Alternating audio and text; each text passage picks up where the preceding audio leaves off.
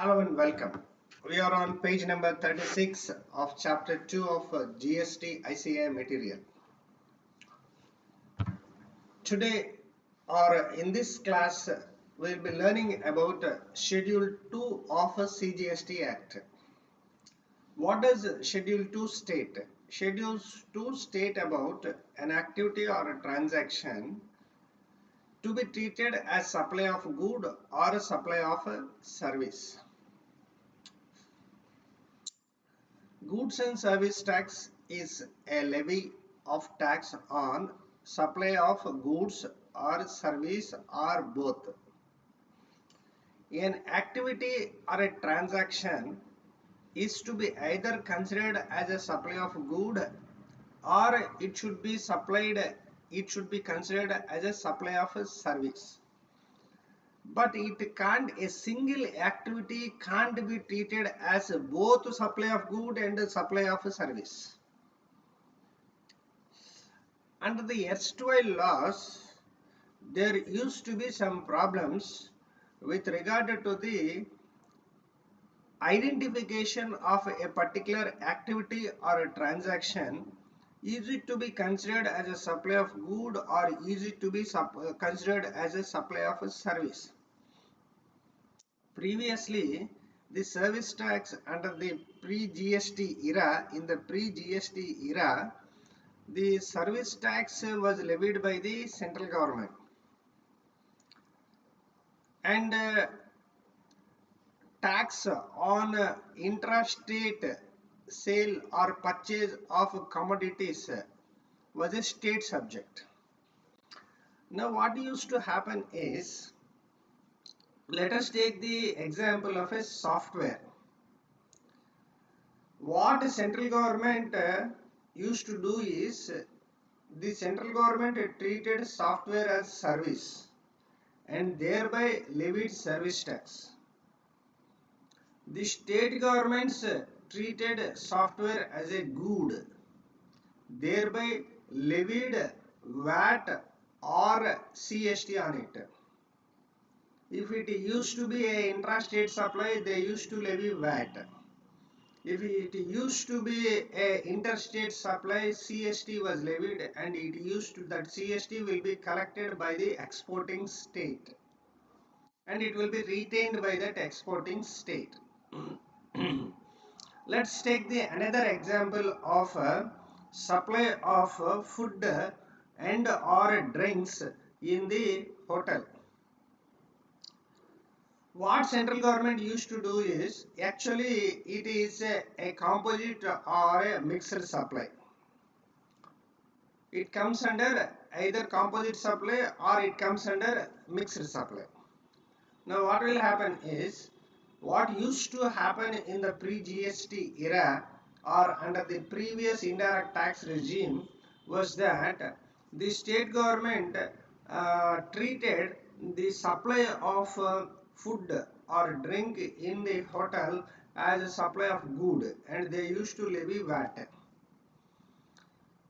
What the central government used to do is, they treated it as a supply of service, means they treated it as a service, and they used to levy the service tax. So in the pre-GST era, what used to happen in the previous indirect tax regime was that certain activities or transactions were treated both as a supply of goods as well as a service. Now, under GST, this lacuna has been filled or eliminated or has been taken care. Now in the act, they have introduced or they have included a schedule by name Schedule 2.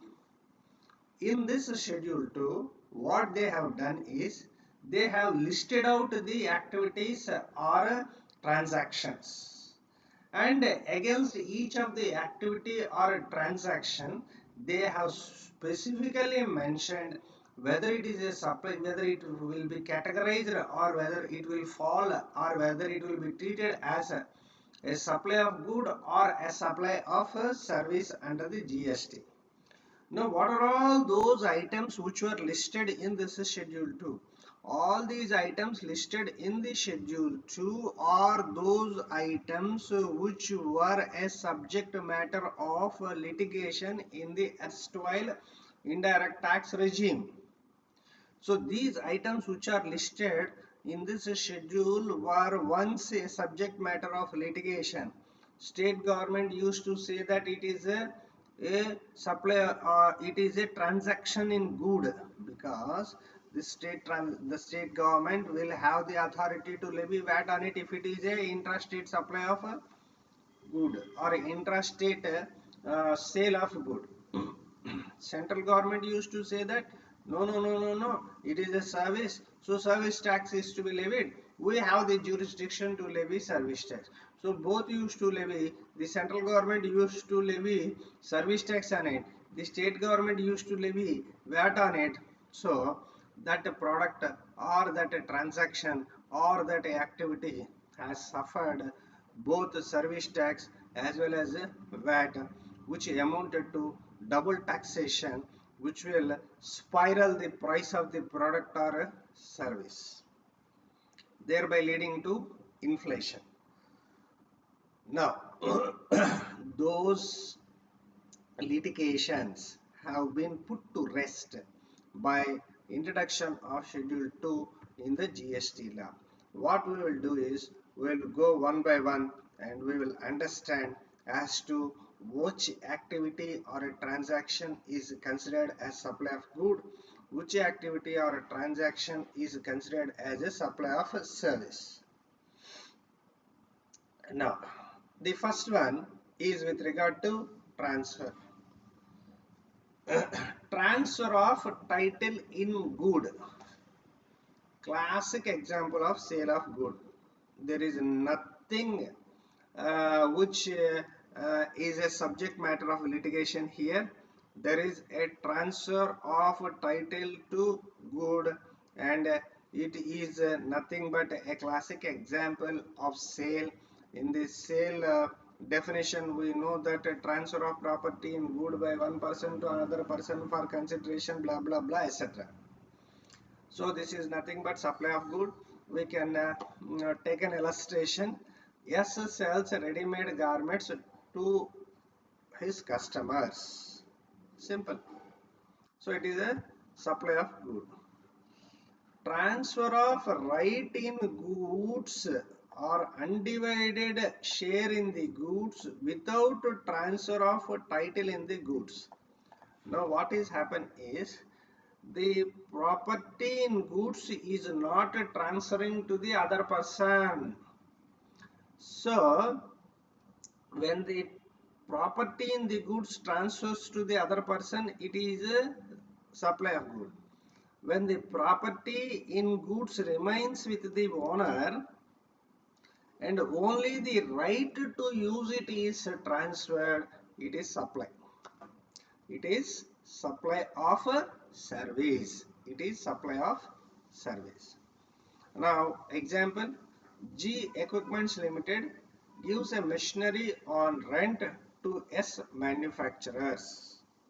So here the property in machinery is not transferred, but the right to use the machinery is transferred. Therefore, it is to be treated as supply of a service.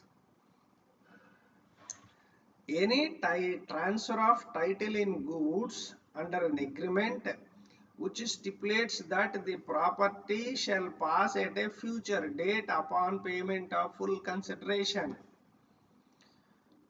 Now what I am doing is, I have transferred the goods. First I transferred the possession. I did not transfer the title or property in goods to the other person. Just I transferred the possession and asked him, you start using those goods or you start consuming those goods.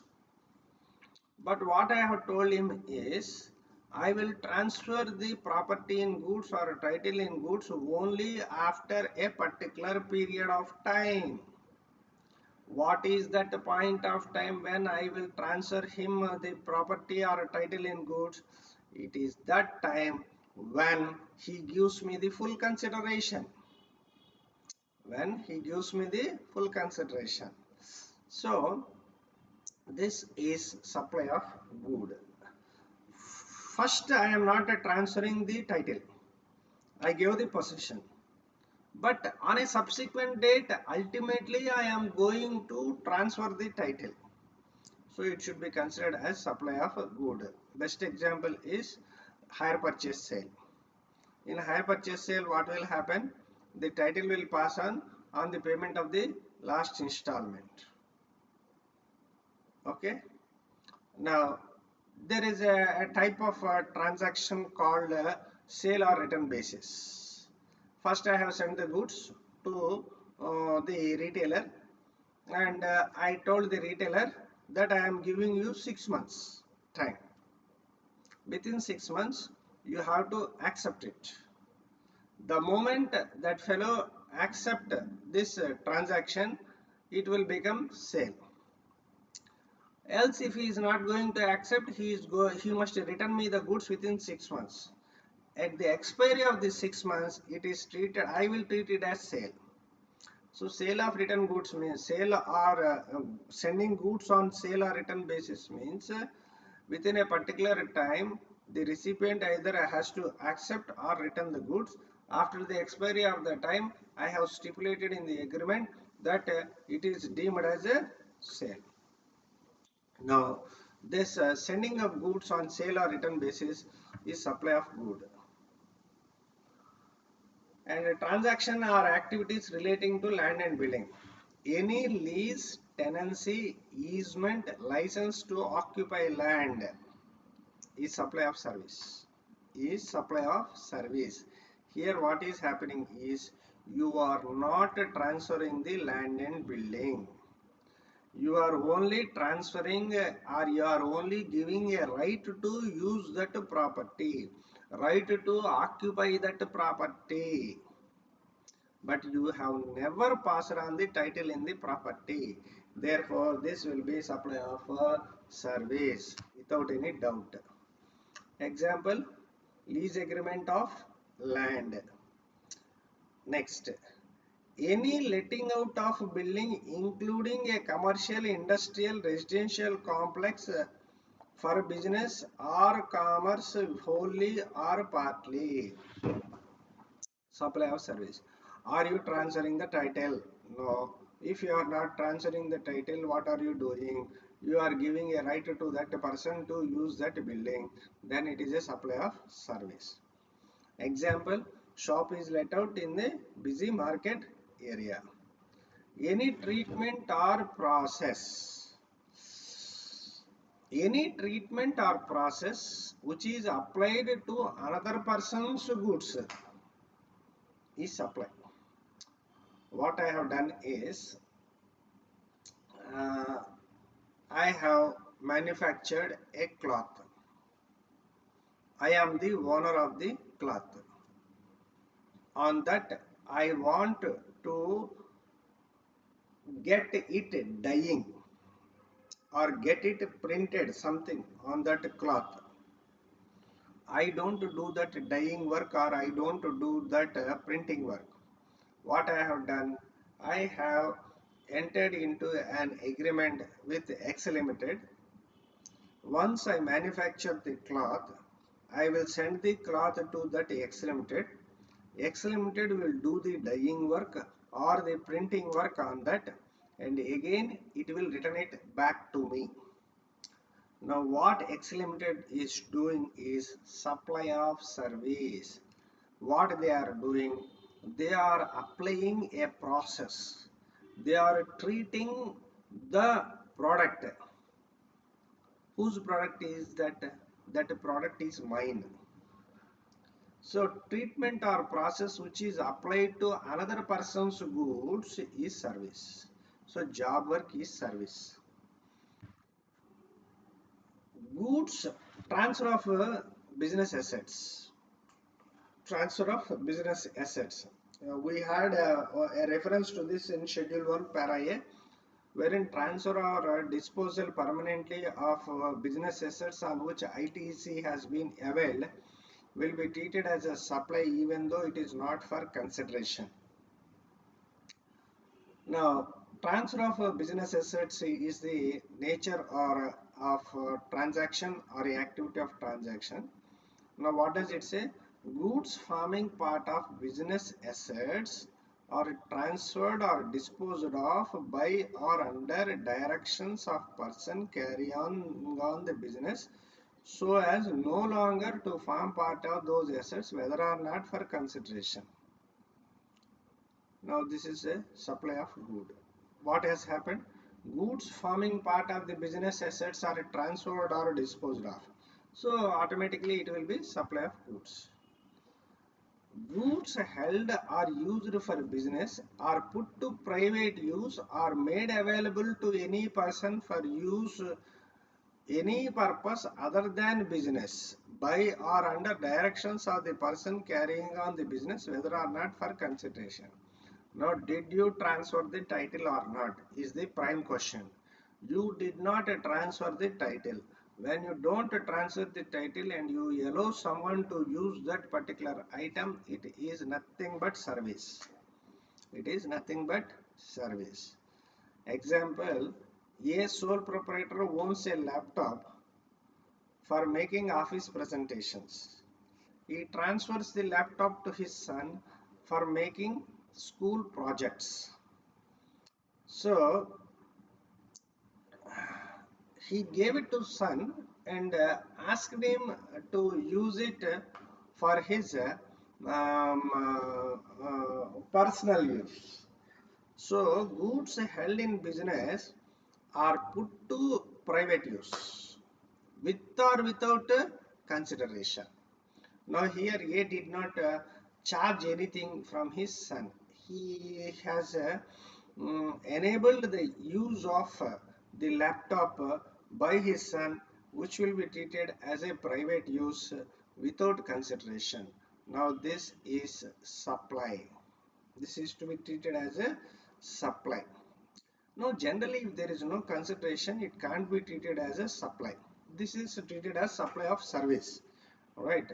Generally if there is no consideration, it won't be treated as a supply.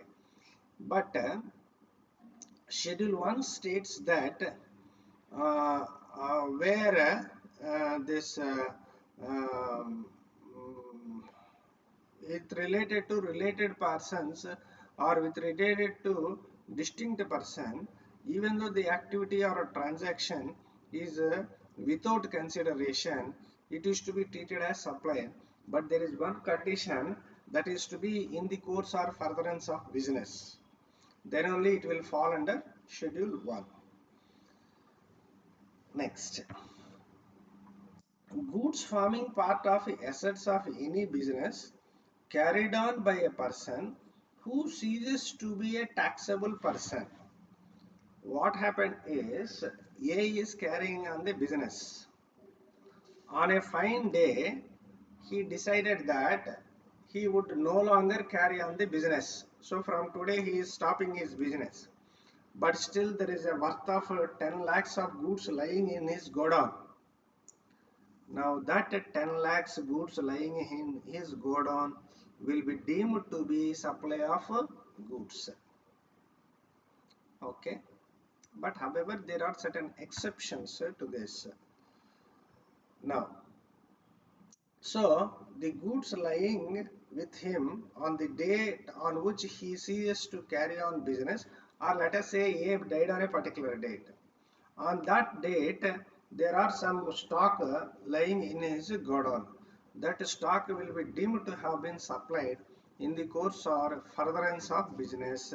Immediately he ceases to be a taxable person. So once the person has stopped his business, he will not be treated as a taxable person, or once he surrenders his license, he will not be treated as a taxable person. Now example, A is a trader, he wants to stop his business. The goods left in stock shall be deemed to be a supply. But there are certain exceptions to this concept. It is supply of good, of course. What is the exception? Business is transferred as a going concern to another person. So as a going concern, the business has been transferred. or business is carried on by the personal representative who is deemed to be a taxable person. So that business, once it is stopped abruptly, the stock lying will be deemed to be supply of goods in the course or furtherance of business. But if the business is transferred as a going concern, or if the business is carried on by a personal representative who is deemed to be a taxable person, then it won't be treated as supply of good. What will happen is that stock will be taken over, and at a later point of time that the stock will be sold by them, then it becomes outward supply, then the government will receive tax. Renting of immovable property. Are you transferring the title in the property? No, automatically it will become supply of service. So here four items are given. Renting of a commercial complex is a supply of service. Renting of precincts of a religious place. Suppose there is a temple. The temple has a huge vacant land surrounding it. Now that temple authorities or committee, at times what they will do, they will let out this vacant land to any of the public for conducting a function or a religious ritual or something like that, and they will charge money. Now this is supply of service. Renting of property to an educational institution is supply of service. Permitting the use of immovable property for placing vending or dispensing machines. There is a shopping mall. There is a shopping mall. In that shopping mall, there is a place which is vacant. Now, this Pepsi people approached the shopping mall and they requested them that they would place a Pepsi vending machine there. The person who visited the shopping mall, if he wants to buy one Pepsi, just he can drop in the money in the machine and the Pepsi will be dispensed by that machine. It acts as a, it acts, it will serve two purposes. What is it? One, sales are going to happen, Pepsi sale will happen. Two, at least it will stand as an advertisement, even nobody buys it.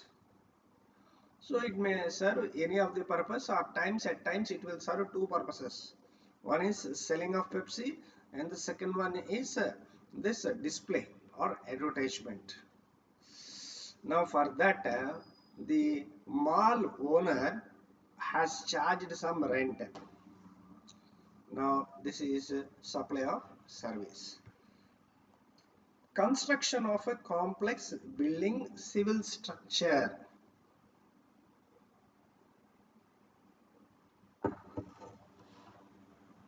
is supply of water service, is a supply of a service. So construction service is supply of a service. Right. Now construction of a complex building civil structure are part thereof, including complex or building intended for sale to buyer wholly or partly, except where the entire consideration has been received after issuance of completion certificate. So what you have done, A possess some 500 square yards of vacant land. You entered into a development agreement with A. What you have done is you have constructed apartments, right? 50% of the apartments are to be given to A. Other 50% you are eligible to sell. If you receive the entire consideration after the receipt of this completion certificate, then only it will not be treated as a supply, because even if you receive part consideration before the receipt of completion certificate, it will be treated as a supply of service. But some of the flats remained unsold and you have received the completion certificate. After receiving this completion certificate, you found some prospective buyer, then you are transferring by taking advance, thereafter full payment. So even advance or balance payment is taken only after you receive the completion certificate. In such a case, it can't be treated as supply, because that is a negative list item. Transfer of immovable property is not at all treated, neither it is treated as supply of good or supply of service. So only when before you only when prior to the receipt of a completion certificate, if you receive any money, then only, either in part or in full, then only it will be treated as service. Example is, R builders constructed individual residential units for an agreed consideration of 1.2 crore per unit. 90 lakhs received before completion certificate and balance after completion certificate. Here what happened? Part of the payment has been received prior to the receipt of completion certificate. Thereby it will be treated as supply of service. Construction includes additions, alterations, replacements, remodeling of existing civil structure. There is a old building belonging to A is the landlord of the building. Now that was very old building. Now the building is in urgent need of certain repairs. A engaged X for repairing the building for a consideration of 10 lakhs. Now this is what X is doing repairs. So X is supplying service, because repairs, alterations, replacements, remodeling, etc. will also be considered as construction. Now completion certificate by the competent authority. Who is the competent authority? Mean government or authority authorized to issue the completion certificate under any law for time being in force. In case of non-requirement of such certificate from such authority, what you have to do? You have to obtain the completion certificate from an architect, chartered engineer, or a licensed surveyor of the local authority.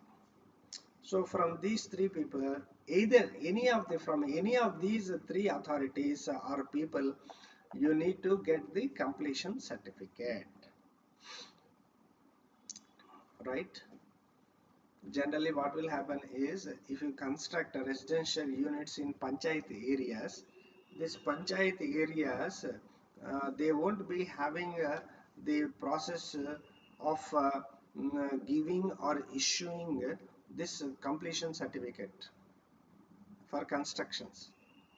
If you are constructing it in either municipality or corporations, there will be a local authority who have certain laws under which they will be issuing the completion certificate. But if you go to a panchayat areas, all the panchayat areas may not be having this concept of issuing completion certificates. Now in such a case, what the builder has to do is, he has to approach a architect or a chartered engineer or maybe a licensed surveyor of that local body, and he has to obtain this completion certificate. Temporary transfer or permitting the use or enjoyment of intellectual property right. Now what you are doing is, you are not permanently transferring the patent, you are not transferring the title. What just you are doing, you are allowing or permitting the use of that payment for some patent for some time. Mind you, whenever there is no transfer of title, then it can't be considered as supply of good, but it can only be considered or treated as supply of service. Development, design, programming, customization, adoption, upgradation, enhancement, implementation of IT software. Anything related to software will not be treated as good, it is service only. Suvidha Solutions develops an accounting software for business. Under the erstwhile GST regime, central government used to treat software as service, state government used to treat the software as a good. Now that controversy has been put to rest in the GST regime. Software is a service. That's all. Agreeing to obligation to refrain from an act or to tolerate an act or situation or to do an act.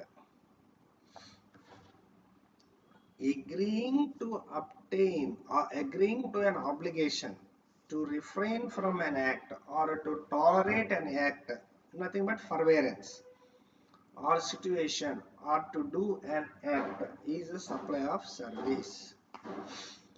Now what is this?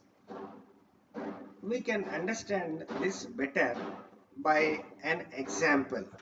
So what is the example? Cable operator, yes, entered into an agreement with another cable operator A. So S is a cable operator, A is a cable operator, both of them entered into an agreement that S will not provide cable connection in the area in which A is providing cable connection. Now what will happen with where both S and A go to the same area and provide cable connection? There will be undercutting of the cable fees. Means out of competition, what both S and A will do is they will slash the prices so as to attract customers, thereby both of them might have to incur losses. So instead of going into that situation, what these people have done is they entered into an agreement that wherever A provides cable connections, there S won't do the business. This is a non-compete agreement. For this non-compete agreement, the other person will be refraining from doing the act. Let us say S is refrained from doing an act of providing cable connection in the area in which A operates. Now for which S will be paid something. For which S will be paid something. So what is done by S is refraining from an act. It is a supply of service for which A will pay some money to S. That will be the consideration. On that you will apply the relevant percentage, you will get the tax amount. Late delivery charges recovered from supplier for non-fulfillment of the contract within the stipulated time. This is also tolerating something. What has happened is A agreed to supply machinery to B in 1 month. The agreement also stipulates that if the machinery is not supplied within 1 month, A will pay damages to B, and that amount is rupees 25,000. Now what B has done is B has tolerated something that has been done by A. What is the toleration borne by B? What B has tolerated? B has tolerated the delay in supply of machinery by A. B has tolerated the delay of supply of machinery by A, for which B is compensated rupees 25,000 rupees by A. Now what B has done is a supply. The toleration done by B is a supply of service, for which the consideration paid by A is 25,000 rupees. So this is supply of a service. Notice pay recovered from the employee for leaving the job before agreed period of notice for leaving the job. So we will take another example. X is employed with A Limited. X is employed with A Limited. Now the contract of employment provides that if X wants to quit the job, he has to give 2 months notice. He has to give 2 months notice. If 2 months notice is not given, now right, one of the advantages with this word is that if there are any spelling mistakes or grammar mistakes which we may commit, that will prompt you. So while you type in word, you also have or get a chance to learn the grammar as well as spellings also, right? Of course you need not search in the web and give the correct spelling. It will give you suggestions so that you can easily rectify them, right? Now coming back to our issue, X is employed with A Limited. Now if X wants to quit the job, what he has to do, he has to give a 2 months notice to A. Now if X does not give 2 months notice, then if X does not give 2 months notice, then X has to pay 2 months salary to A Limited. X has to pay 2 months salary to X Limited. Now this is as per the contract of employment entered into between X and A Limited. Now A Limited is tolerating something. What A Limited is tolerating? It is tolerating the fact that X has not given it 2 months notice. Now for which the A Limited is going to get some compensation or consideration. What is that consideration? 2 months salary of A Limited. You may say that the services provided by an employee to his employer falls within the schedule 3 and it has to be treated neither as a supply of service nor a supply of good. Now that won't work here. This transaction is not a service made by the employee to his employer. In fact, here the supply is made by the employer. Employer is tolerating, for which employer will be getting certain consideration, right? Moving forward, transfer of right to use any good for any purpose. Now this is automatically, there is no transfer of a title. Therefore if there is no transfer of title, you are allowing the use of an item, then it will be treated as a supply of service. Now coming to composite supplies. Composite supplies means it involves the supply of good as well as service in that transaction. Now let us say you entered into a works contract.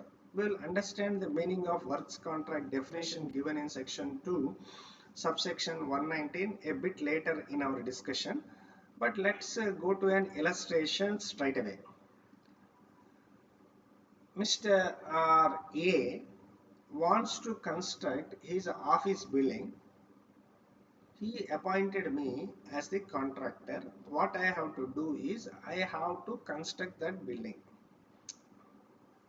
Can I construct the building without the use of material? I can't do that. I should purchase cement, sand, iron, bricks and whatnot. I bought all these items. I also took the services of the labor. I applied both of them on that land and the building is constructed. Now this works contract which has been carried out by me, and that being the construction of building, what I am doing is I am transferring goods as well as a service in that. It is a mixed, it is a composite supply comprising of both goods as well as a service. Now what this schedule 2 of the CGST Act states is that works contract is a supply of a service, though it is a composite supply comprising of both goods as well as service. You should treat it as only supply of service. Next we will go into the definition of a composite supply or works contract. Works contract is contract for building, construction, fabrication, completion, erection, installation, fitting out, improvement, modification, repair, maintenance, renovation, alteration or commissioning of any immovable property. Once you construct the building, it will be fastened to earth and thereby it becomes a immovable property, right? Wherein transfer of property in goods, whether as goods or in some other form, is involved in the execution of such a contract. So this is a composite supply. Works contract is a composite supply.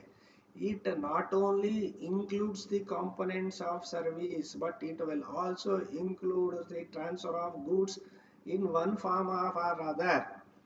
Let us say I bought a cement bag, I bought bricks, I bought sand, but there, when at the time of my transfer, what will happen is I have constructed a wall. I bought bricks, sand, cement. But once the building is completed, what is happening? The cement bag, what I have transferred is not the cement bag, the brick, the sand. But all of them have been utilized, consumed in construction of the wall of the building. So goods as such or in some other form is involved in the execution of the contract. Supply by way of or as a part of any service or in any other manner whatsoever of goods being food or any other article for human consumption or any drink. Supply of food or drink is a supply of a service, no doubt in it, right? Means A is a caterer, where any function is going to be conducted. A will be asked to provide food to the invitees. A has prepared the food. In preparing the food, he used the goods like he will use rice, he will use dal, ghee, next vegetables, next whatnot. All these items, using all these items, he has prepared the food. preparation is a service. Rice, dal, ghee, vegetables are goods. So this is a composite supply involving goods as well as service. But this will be treated as supply of service only. Next, supply of goods by unincorporated association or body of persons to a member thereof for cash, deferred payment or other valuable consideration is a supply of goods. Let us say there is a resident welfare society, means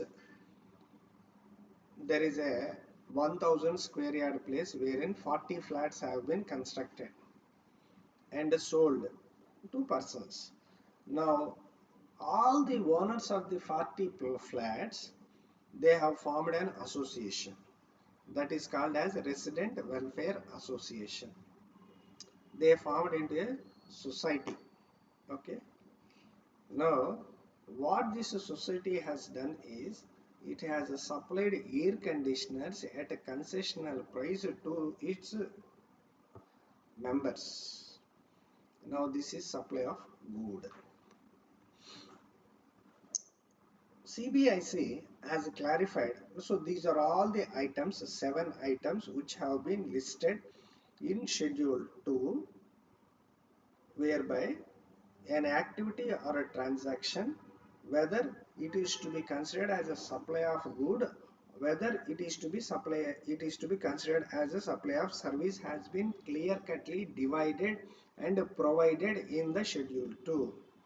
Now because of this schedule 2, what will happen is in the erstwhile GST, in the erstwhile indirect tax regime, there were some deficiencies which, because of which there used to be a lot of litigation. Central government will treat something as something, state government will treat something as another thing, thereby the activity or a transaction might have suffered double taxation both in the hands of the state government as well as the central government. So to keep at rest all those type of litigation, what the GST regime has done is it has brought in schedule 2 in the CGST Act to differentiate between supply of good and supply of service. Now another concept which CBIC has clarified is taxability of tenancy right. Now in some states you have something called as a pagadi system.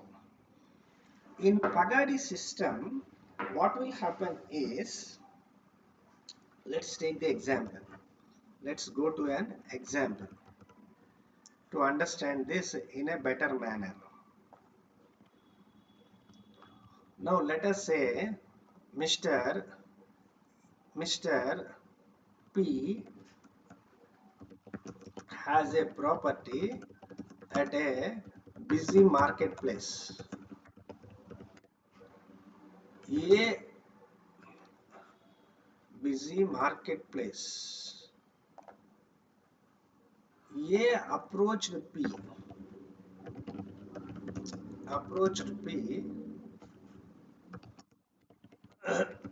for tenancy, right? For which A asked P a tenancy premium of rupees 25 lakh. A asked P a tenancy premium of 25 lakh. Now, why A approached? Now, who will ask who? P will ask a tenancy premium of 25 lakhs. Now, is P transferring the title of the property to the tenant or not? No. What P is transferring? P is transferring only tenancy right to A, for which A has paid 25 lakhs. Apart from this 25 lakh, A will also be paying monthly rents. Now it has been clarified that this tenancy premium of 25 lakhs is supply of service. You may argue that as per Schedule 3, transfer of immovable property is neither a supply of a service nor a supply of goods. But here that Schedule 3 is not applicable in this case, because what has been transferred is not a title in the property, but what is transferred is a right of tenancy in the property for a consideration. So this squarely falls under supply of service. Now further, what will happen is, after 10 years, A want to vacate the property. What he can do? He can sell the tenancy right to another B who wants to occupy that premises. Now, by that time, the value of the tenancy right was estimated at 30 lakhs. At 30 lakhs. Now, what will happen? B will pay 30 lakhs to A and has bought the tenancy right of the property. Now, this is also a supply. Else, if P himself want the possession of the property, what P has to do? P has to pay 30 lakhs to A and get back the possession of the property. Now, this is how it works under Pagadi system. It has been clarified that this transfer of a tenancy right for a consideration is supply of service, which is chargeable to GST. This can't be treated as a transfer of immovable property falling under Schedule 3. Schedule 3 has no role to play, or Schedule 3 has no applicability in this type of transaction of a transfer of a tenancy right for consideration. That has been clarified by the CBIC circular. Okay, right. So that CBIC circular is circular number 44 of 2018. So to sum up, the activity of a transfer of tenancy right is covered within the scope of supply and taxable.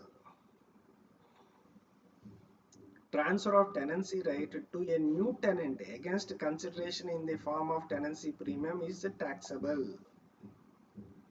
Suppose this property happens to be a residential dwelling, then you have an exemption. If it happens to be a residential dwelling, you have an exemption. But if it happens to be a commercial building, automatically this will be chargeable to tax.